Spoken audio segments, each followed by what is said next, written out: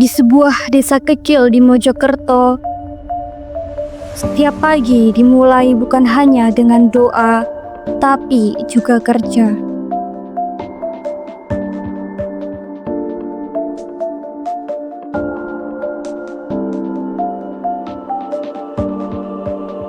Inilah Darul Falah Jeruk Macan, sebuah pesantren yang tidak hanya mendidik, tetapi juga menghidupkan nilai ekonomi dari hati.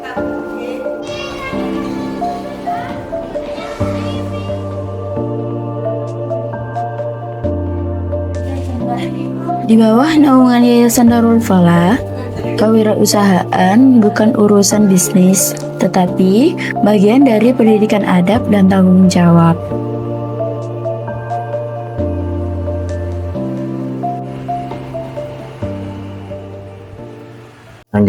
Assalamualaikum warahmatullahi wabarakatuh.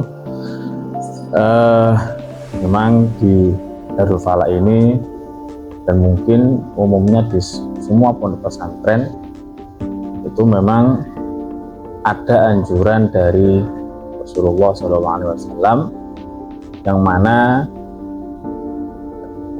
Rasulullah juga dulunya juga berniaga atau berdagang.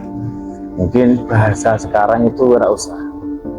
Jadi memang di pondok pesantren Darul Falah ini dari yayasan atau dari pengasuh itu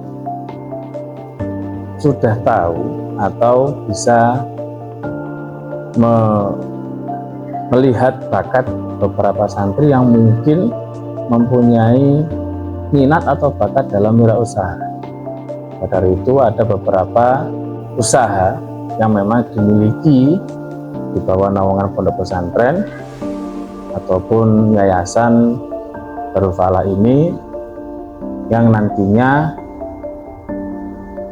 seluruh santri atau santri-santri yang mempunyai bakat atau minat ini bisa menyalurkan bakat atau minat. Dan memang salah satu dari niat kami agar nantinya ketika mereka sudah berada di rumah atau sudah bermasyarakat nantinya dapat membantu perekonomian warganya. Jadi memang banyak rata-rata dari alumni kami ataupun santri ini yang ketika sudah di rumah atau di masyarakat itu rata-rata selain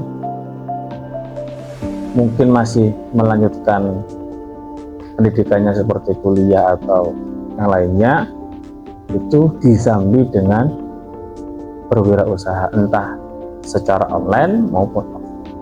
Karena apa?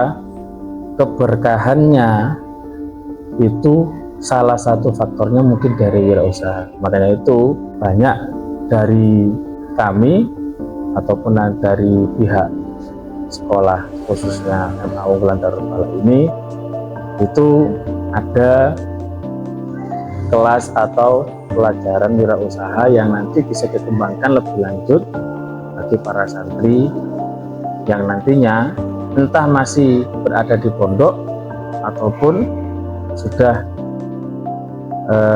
berada di masyarakat, baik itu homemade atau nanti sistemnya bagaimana, yang penting tidak keluar dari syariat agama Islam. Koperasi di sini bukan milik siapa-siapa, karena ia adalah milik semua, dari santri, oleh santri, untuk pembelajaran santri. Kenapa materi kewirausahaan itu diajarkan di Aliyah ya? Karena ini sebagai mereka ini masih apa ya istilahnya, masih dasar, masih muda. Jadi harus ditanamkan jiwa-jiwa wirausaha. Ya, jiwa-jiwa wirausaha. Makanya di pelajaran baik di kelas 10, 11 dan 12 itu ada terkait tentang kewirausahaan ini. Misalnya di kelas 10 tentang kegiatan ekonomi, yaitu yang ada produksi, ada distribusi, ada konsumsi kan gitu.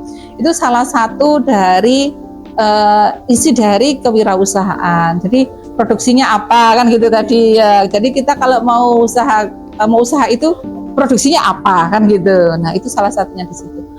Alasannya seperti itu. Jadi biar apa ya, mereka itu punya apa ya, istilahnya pandangan atau pikiran yang sudah jauh ke depan. Kalau menjadi mau terjun ke masyarakat itu bukan untuk menjadi pekerja. Jadi harus ditanamkan itu untuk bisa mendirikan perusahaan atau mendirikan usaha yang bisa malah menyerap tenaga kerja. Untuk detail materi sebenarnya di per kelas itu berbeda-beda. Ya, kalau di kelas 10 tadi saya sampaikan, di kelas 10 misalnya tentang kegiatan ekonominya. Tentang kegiatan ekonominya itu apa? Ya. Nanti pada saat di kelas 11 itu ada lagi masuk ke ketenaga kerjaan. Nah, di ketenaga kerjaan akan kita pecah, baik yang tenaga kerja yang masuk jadi tenaga kerja benar, tenaga kerja, ya. Ada yang dia harus bisa mendirikan usaha sendiri. Dan ini nanti ada di kelas 12 itu materinya bisa koperasi, ya, ada koperasi karena salah satu dari kewirausahaan ini kan koperasi, ada koperasi ya, mendirikan koperasi, atau nanti mereka kita bekali usaha atau kewirausahaan yang bentuknya imaterial, ya. Jadi nggak hanya berupa materi yang menghasilkan barang. Jadi mereka harus bisa, misalnya kalau di pondok kan mereka kan punya misalnya ada yang tahfidz, ada yang pinter ngaji meskipun belum tahfidz, itu mereka bisa nanti membuat usaha mendirikan TPG. Ya, dan kalau dia kembali ke rumahnya, kembali ke kampung halamannya, bisa mendirikan TPG mulai dari yang kecil sampai mereka nanti menjadi besar, menjadi TPG yang besar, sampai apa ada yang membantu untuk ngajar. Jadi membuka lapangan pekerjaan. Kantin bukan sekedar tempat makan, tapi juga laboratorium rasa dan tanggung jawab. Mereka belajar soal waktu, teamwork, dan kepercayaan.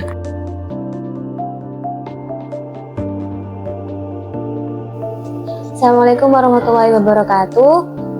Halo semuanya, perkenalkan nama saya Sabrina Zaida Anwar. Di sini saya sebagai penjaga kantin Pondok Putri Pesantren Darul Falah.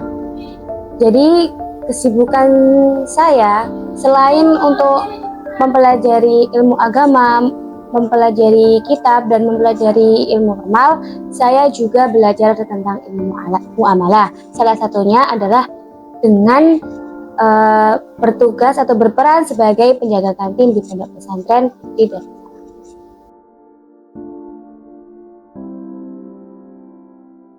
Ada waktu ini pesantren kilat kan, karena kantin kita kecil dan pesantren kilat itu anaknya yang datang itu banyak banget, jadi sampai kantin itu kewalahan, yang jaga itu sampai 3, terus santrinya itu sampai melewati batas kantin, antri panjang itu, dan seru banget itu saya ingat. Assalamualaikum warahmatullahi wabarakatuh. Perkenalkan, nama saya Ahmad Rafiqul Anam Maulana.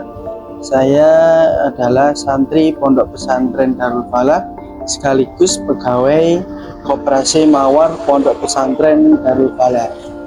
Jadi di sini di Pondok Pesantren Darul Falah ini juga mendirikan koperasi simpan pinjam, ya. Di antaranya yaitu peminjaman dan tabungan sekaligus uang saku santri diletakkan di koperasi pondok pesantren.